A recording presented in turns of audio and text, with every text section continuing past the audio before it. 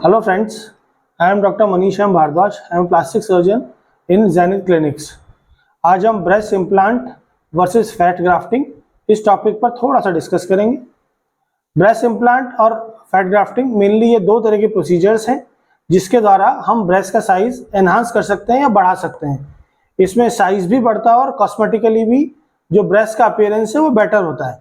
Mainly इन procedures का role उन मरीजों के लिए रहता है जो कि अपने ब्रेस्ट के साइज को लेके संतुष्ट नहीं है।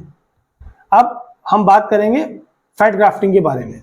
ब्रेस्ट फैट ग्राफ्टिंग उन मरीजों के लिए ज़्यादा कारगर है जिन मरीजों के अंदर विशेषतः शरीर में और भागों में चर्बी रहती है, जैसे कि पेट वाला हिस्सा रहा जिसको हम टमी भी कहते हैं अपनी लैंग्वेज में, ग्लूटियल रीजन, बटक वाला हिस्सा या थाई वाला हिस्सा। इसके अंदर हम ग्लूटियल रीजन, टमी, यहाँ से फैट को हम लाइपोसक्शन कैनुला द्वारा निकालकर ब्रेस्ट के अंदर उसको इन्फिल्ट्रेट करते हैं। अब इस प्रोसीजर के अंदर हमको थोड़ा समय लगता है एवं साथ के साथ इसका बहुत बड़ा लिमिटेशन ये है कि आपकी मुख्य जो रिक्वायरमेंट है आपकी उसमें यह रहती है कि आपके शरीर में फैट की अवेलेबिलिटी होनी चाहिए। सो मोस्ट इम्पॉर्टेंट पार्ट, इसके अंदर जिन मरीजों में फैट की अवेलेबिलिटी कम रहेगी या हमको जिनमें पता है कि दिक्कत आएगी फैट निकालने में, तो उन मरीजों के लिए ये प्रोसीजर ज़्यादा कारगर या लाभदायक नहीं है।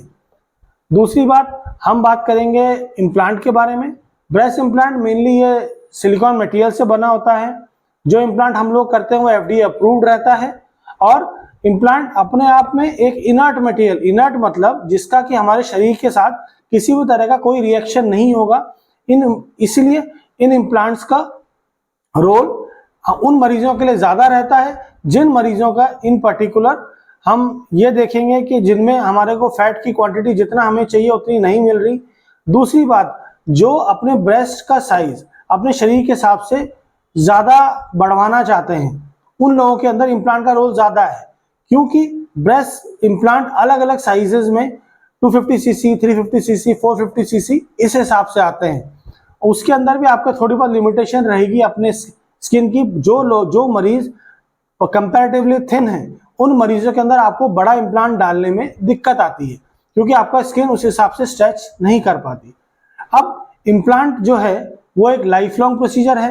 मोस्ट इंपॉर्टेंट पार्ट कि उसके अंदर जो इम्प्लांट रहेगा हमारे शरीर के अंदर उसका क्योंकि हमारी बॉडी से कोई रिएक्शन नहीं है तो इस कारण वो इम्प्लांट हमारे साथ ताज़ जिंदगी रहेगा। दूसरी चीज कि इस इम्प्लांट डलवाने के बाद भी जो हम चाहेंगे जिस तरह से इम्प्लांट का नॉर्मल ब्रेस्ट में आता है वही अपीयरेंस, वही टेक्सचर, मतलब कि हाथ पे महसूस करने पर ब्रेस्ट का साइज वगैरह और जो फील है वो अप्रोक्सीमेटली उतनी ही रहती है जितनी कि नॉर्मल ब्रेस्ट की रहती है। ब्रेस्ट इम्प्लांट डालने के बाद भी हम बच्चे को नॉर्मल तरीके से दूध पिला सकते हैं। ब्रेस्ट इम्प्लांट का हमारे ब्रेस्ट फीडिंग के अंदर कोई भी किसी भी तरह का हिंड्रेंस नहीं है। अब फैट ग्राफ्टिंग की थोड़ा सा उसके बारे में बात कर लें, जो उसकी लिमिटेशन है। मोस्ट इंपॉर्टेंट फर्स्ट लिमिटेशन, जैसे मैंने पहले बताया कि फैट ग्राफ्टिंग के अंदर जिन मरीजों में फैट की कमी है उनमें फैट ग्राफ्टिंग एक लिमिटिंग फैक्टर बन जाता है। दूसरी चीज, फैट का gradually time to time absorption होता है, इसीलिए कई बार आपको एक सिटिंग से काम नहीं चलता, हमको 2, 3, 4 सिटिंग्स भी लग जाती हैं। वहीं पर अगर हम इम्प्लांट वाला बात करें, इम्प्लांट हमारे लिए कंप्लीटली परमानेंट प्रोसीजर है। इसको हमको बार बार को निकलवाने की आवश्यकता नहीं पड़ती है, ना इसका साइज कम ज्यादा होता है। हाँ, इम्प्लांट अगर कटता फटता है जो कि तभी हो सकता है कि जब हम किसी नुकीली चीज से, तीखी चीज से उसके ऊपर किसी तरह का प्रहार किया जाए तो ही उसमें कटने फटने की रिस्क रहती है, अदरवाइज इम्प्लांट पर कोई फर्क नहीं पड़ता है। अब एक महत्वपूर्ण बात, ब्रेस्ट में जब हम इम्प्लांट करते हैं इसमें कुछ लोगों की भ्रांतियां हैं कि इससे हमारे कैंसर होने की संभावना रहती है। ऐसा कुछ नहीं है, ये मुख्यतः भ्रांतियां। इस पर कई स्टडीज भी हो चुके हैं, कई पेपर्स भी पब्लिश हो गए हैं कि ऐसा कुछ नहीं है, क्योंकि एक इनर्ट मटेरियल होता है जो कि FDA अप्रूव्ड होता है। इसके कारण बॉडी में किसी तरह का ये रिएक्शन प्रोड्यूस नहीं करता है।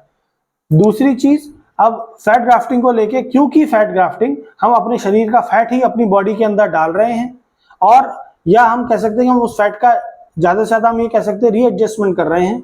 जो फैट ग्राफ्टिंग हम जिनमें करते हैं उनमें वैसे ही आपके रिएक्शन की संभावना खत्म हो जाती है, क्योंकि वो हम अपनी ही बॉडी का फैट अपने दूसरे शरीर के दूसरे हिस्से में, जिसका जहाँ पर जो ब्रेस्ट है, हम वहां डाल रहे हैं। हाँ, बस ब्रेस्ट फैट ग्राफ्टिंग के साथ एक लिमिटेशन है कि धीरे धीरे करके आपका फैट का एब्जॉर्प्शन होता है, जो कि 20, 30, 40% तक जा सकता है, इसीलिए आपको मल्टीपल सिटिंग्स की आवश्यकता पड़ती है।